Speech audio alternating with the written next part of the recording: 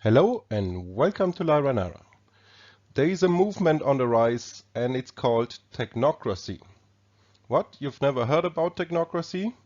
Well, then I suggest that you listen to this video because whether you are aware of it or not, technocracy already influences all aspects of your life and it's getting stronger by the day. So, what is technocracy? What implications does it have for you and your life? Also already, and what it will have in the future as it's becoming stronger. We will discuss this and much more in this presentation. Before we do that though, as always, if you enjoy this type of content, please support our work by liking, sharing and subscribing. Also do not forget to hit the notification button, the little bell icon, so you get notified when a new video comes out, and this happens weekly on this channel. Also, I would very much appreciate if you consider supporting us directly by becoming a Patreon or giving a small donation via the PayPal link that is also in the description box below. Thank you so much for that, and without further ado, let's see what this technocracy is all about. And I would like to point out that this is not a theory that we're gonna present here. We're gonna take the technocrats' own words and their own descriptions on what technocracy is all about. And in the end, we're gonna ask ourselves some questions. So it is an economic, social control system that is based on science. Well, that doesn't sound too bad, and this is not a science-bashing presentation, by the way. But as you will see, it has some dark sides to it. It was born out of the Great Depression in the 1930s by Columbia University engineers and scientists. And it is the management, the idea that governments should be managed and handled by technical experts, often involving technology-focused solutions, as it is happening, for example, right now in the current pandemic or scamdemic situation, where the so-called experts like Dr. Fauci, they determine what is best for us. The proponents of technocracy claim the concept would lead to better management of resources and the protection of the planet. However, this system of governance by technological experts and their technology would also involve a loss of privacy, centralization, and management of all human behavior. Technocracy seeks to replace the price-based economic system, so the supply and demand setting of the price level, with an energy-based system, so an energy currency. So, therefore, they want a resource-based economy. And everybody gets a certain amount of energy credits that he or she is allowed to consume over a lifetime. It's an economic and social system. It's not a political movement which aims to get rid of all elected politicians. So no citizen representation anymore, because we as citizens, of course, are incapable of making great decisions, and therefore some unelected technocrats can do it much better based on science. So technocrats really do not care about political inclination, whether you're Republican or Democrat, left, right, middle. For them, it doesn't matter, because for them, democratic governance should be ousted. It aims, the technocratic movement, also to engineer not only society, but you as an individual as well, through transhumanism. And I will read you directly from one of their source documents called the Technocracy Study Course, what they have to say about this and what they said already in the 1930s. Quote, "Technocracy is dealing with social phenomena in the widest sense of the word. This includes not only actions of human beings, but also everything which directly or indirectly affects their actions. Consequently, the studies of technocracy embrace practically the whole field of science and industry. Biology, climate, natural resources, and industrial equipment all entered into the social picture. Let's dive a little deeper into this whole movement and see what they themselves said about this whole idea of technocracy. And first up is Technocracy Incorporated. This, by the way, still exists today. Technocracy Incorporated, you can Google it and it will pop up as the first result. So this never died. It was already founded in the 1930s, as mentioned. In 1938, they released a publication which outlined their vision for a technocracy. Quote from this publication: "Technocracy is the science of social engineering, the scientific operation of the entire social mechanism to produce and distribute goods and services to the entire population of this continent. And for the first time in human history, it will be done as a scientific, technical, engineering problem. There will be no place for politics or politicians, finance or financiers, rackets or racketeers. Only by abandoning the interfering price control and substituting a scientific method of production and distribution can an abundance be achieved. Technocracy will distribute by means of a certificate of distribution available to every citizen from birth to death." And you can see here that they even released a book in the 1930s also called The Energy Certificate, and here next to the picture of the book you can see such an energy certificate that they envision. After technocracy became quite popular in the 1930s and 40s, it lost some of its momentum. There were actually political parties, there were publications, and as I told you, Technocracy Incorporated still exists today. The political parties have disappeared because it lost a little bit of popularity as the problems of the Great Depression were resolved through other ideas. But then, in the 1970s, it received a notable endorsement by the famous political scientist Mr. Zbigniew Brzezinski. He released a book in the 1970s titled Between Two Ages: America's Role in the Technetronic Era. He may have changed the term from technocracy to technetronic, but the depiction of the future is the same. A world in which the scientific and technological non-elected elite centrally plan the lives of all humanity. And I'm going to quote you a little bit from his book. Quote, "Another threat, less overt but no less basic, confronts liberal democracy. More directly linked to the impact of technology, it involves the gradual appearance of a more controlled and directed society." So it's about control, he states it clearly, and they also don't like liberal democracy apparently. "Such a society would be dominated by an elite whose claim to political power would rest on allegedly superior scientific know-how. Unhindered by the restraints of traditional liberal values, this elite would not hesitate to achieve its political ends by using the latest modern techniques for influencing public behavior and keeping society under close surveillance and control." He states it here clearly. It's about control, surveillance, and influencing, so managing and modifying public behavior. Persisting social crisis, the emergence of a charismatic personality, and the exploitation of mass media to obtain public confidence would be the stepping stones in the piecemeal transformation of the United States into a highly controlled society. The fiction of sovereignty is clearly no longer compatible with reality. The time has come for a common effort to shape a new framework for international politics. He goes on to say that in the technetronic society, the trend seems to be toward aggregating the individual support of millions of unorganized citizens who are easily within the reach of magnetic and attractive personalities, and effectively exploiting the latest communication techniques to manipulate emotion and control reason.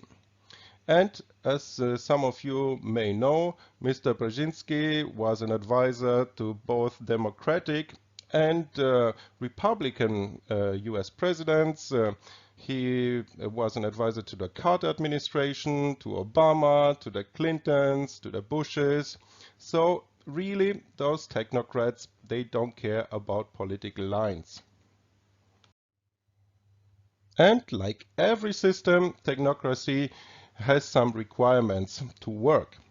The first and most important one is data, data, and more data. Data, some analysts say, is the new goal of the 21st century. And already in the 1930s, the technocrats Howard Scott and M. King Hubbard and others stated in the technocracy study course the following. They need to register on a continuous 24 hours per day basis total net conversion of energy. Well, guess what the smart meters are doing? Then they say that by means of registration of energy converted and consumed, they will make possible a balanced load. They also need to provide continuous inventory of all production and consumption, also specific registration of type, kind, etc. of all goods and services where produced and where used, and also provide specific registration of consumption of each individual and a record and description of the individual. And they also say that it's a science of social engineering, so changing human behavior, and a scientific operation of the entire social mechanism to produce and distribute goods and services to the entire population.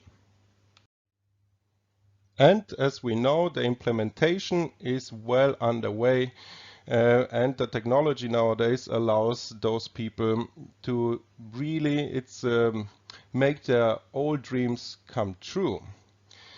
Apart from the data collection, they also need an infrastructure for the system, like every other system, where they can collect and evaluate the data. And guess what? Google, Facebook, and all of the other big companies that a lot of us, or your mobile phone providers, what they are doing. They are collecting, they have built this infrastructure to collect and evaluate the data. Big part of the strategy is this Internet of Things that will be further enhanced through the 5G technology, where all of your devices are connected to each other and they all collect data and generate profiles, etc. Also, every type of smart technology, quote unquote, is part of this plan. Artificial intelligence, the social credit system, just as they have introduced in China already some years ago, where if you don't do what they deem responsible and good behavior for you as a citizen, you will be not allowed to travel, you will have all kinds of restrictions in your life because you are not a good citizen, of course, and they get to determine what a good citizen is or not. It's also social programming and engineering is a big part of it, and believe it or not, also the sustainable development through, for example, Agenda 21, which is a keystone document produced by the United Nations for the sustainable development for the 21st century. So it's about a resource-based economy, and I'm going to quote from their own document what Agenda 21 is all about. Quote, "It is the inventory and control plan for all land, all water, all minerals, all plants, all animals, all construction, all means of production, all food, all energy, all information, and all human beings in the world." And of course, in this technocracy, the engineering and the decision making and the rule happens by algorithms. And the data is used to condition and manipulate you.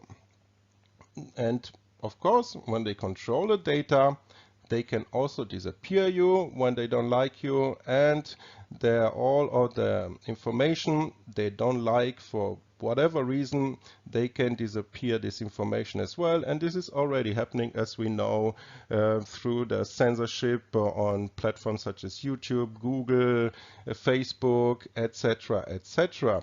Everything that they don't like, where you don't agree with politics or with social issues or medicine or whatever it is, they just make the data disappear, and that's it. One of the organizations in the US specifically that has been advancing these ideas for the last 50 years, since the 1970s, is the Trilateral Commission. And surprise, surprise, BRZEZINSKI from the Columbia University and Rockefeller, they formed the Trilateral Commission to install a new international economic order. And the Trilateral Commission, of course, is also interlinked with the Council on Foreign Relations, the United Nations, the Bilderbergers, the Club of Rome, the Royal Institute of International Affairs, etc., etc. And as mentioned already, BRZEZINSKI, he was an influential advisor to many administrations in the US, whether they were Republican or Democratic. In 1979, Barry M. Goldwater, who was a senator and also ran for president, wrote in his book, with no apologies, the following, quote, "The Trilateral Commission is international and is intended to be the vehicle for multinational consolidation of the commercial and banking interests by seizing control of the political government of the United States. The Trilateral Commission represents a skillful, coordinated effort to seize control and consolidate the four centers of power: political, monetary, intellectual, and ecclesiastical." End quote. And the world is controlled already, as we see, more and more by this technocratic elite, of which also Bill Gates and Elon Musk, etc., are a big part. And it's not about the elected politicians anymore. The political parties play no role in this system. We also need to look a little bit at the role of the United Nations in this movement, because the UN has been spearheading this so-called fourth industrial revolution, or the green economy, or they have other names for it as well. For example, through the creation of Agenda 21 and also more recently the Agenda 2030 for Sustainable Development. Gro Harlem Brundtland stated in her book called Our Common Future what it is all about. Quote, "This is probably the most difficult task we have ever given ourselves, which is to intentionally transform the economic development mode for the first time in human history. This is the first time in the history of mankind that we are setting ourselves the task of intentionally, within a defined period of time, to change the economic model that has been reigning for at least 150 years since the Industrial Revolution." So it is a vision of the future where unelected technocrats, or quote-unquote so-called experts, control all consumption and production. And of course it is for the best of humanity to protect our planet, etc., etc. Here on the right you can see another very interesting document published by the United Nations titled Declaration on the Establishment of a New International Economic Order. So now that you are a little bit more familiar with what technocracy is all about, I think it's time to ask ourselves some questions. First on the list for me would be, did God, or the gods, depending on your religion, did God leave the world unfinished, and it is our job to finish it and to perfect it, for example through transhumanism, through artificial intelligence? We need to create a better human being because God did apparently a really bad job. What is the end goal also of all of this? Also ask yourself, are we not building a new godhead here? Are we not summoning the demon into existence by creating an all-seeing, all-knowing, all-powerful new human and artificial intelligence? Are we creating a new transhumanist religion? And is this a good idea? Are we creating also a new class of divine rulers, the technocrats? Is the current situation also the tipping point in this movement? Also ask yourself the following. Do you want this complete technocratic control over your life? Also, does the current situation not show us how easily the technocrats can manipulate the data and social engineer the situation? And have the technocrats not been demonstrably wrong with every prediction they have made regarding this current pandemic? All of their predictions turned out to be wrong. They talked about millions and millions that will die. Didn't happen. Then we see with all of the numbers how manipulated they were. So I would invite you to discuss all of these questions, and maybe you have even more interesting questions in the comment section below. And think that what Martin Luther King said is very important in the current situation, to remind ourselves that the ultimate measure of a man is not where he stands in moments of comfort and convenience, but where he stands at times of challenge and controversy. And if you are not happy with the situation, I would like to propose some ideas that might help you. Because you can elect whoever you want. No federal government, whether it's democratic or republican or from the middle or whichever direction it comes from, will save you from the technocrats. As you have seen, the technocrats have been advising and consulting both sides of the political spectrum for decades. So what can we do if we don't want this technocratic future and control system and economic system where everything is centralized and dictated by these so-called experts? Well, one of the ideas that works really well is local activism, because we cannot destroy this top-down. So focus on educating your local decision makers and also on electing constitution-loving politicians and officials, local officials like your sheriff. And we have seen also in the current situation how important that is with the sheriffs that did not execute the lockdown orders and did not give out fines because they realized that it is against the US Constitution. So, and we've also seen local activists having great successes on a local scale, of course, trying to educate and influence the decision-making process regarding a lot of issues. Another good idea, and this is what Gandhi practiced, is peaceful civil non-compliance or civil disobedience. So do not play the role they have assigned to you. Gandhi said civil disobedience becomes a sacred duty when the state becomes lawless and corrupt. And the third idea that I would like to put on the table here is called counter-economics. So opting out of this immoral system, the banking system, the fiat money system, the food production system, etc., etc. And for some of you it might be really difficult to step out of it completely, but you can do it step by step by limiting your involvement. For example, go to a local farmer's market and support your local producer of food instead of buying industrially made products from the grocery store. Instead of using money, you can use bartering systems or decentralized currencies like Bitcoin. Also, when it comes to your information, you can make some steps there. Use, for example, alternative media sources instead of the mainstream news. And I'm sure you can come up with even more ideas. Put them also down in the description, in the comments box, below. And I would like to leave you with this picture.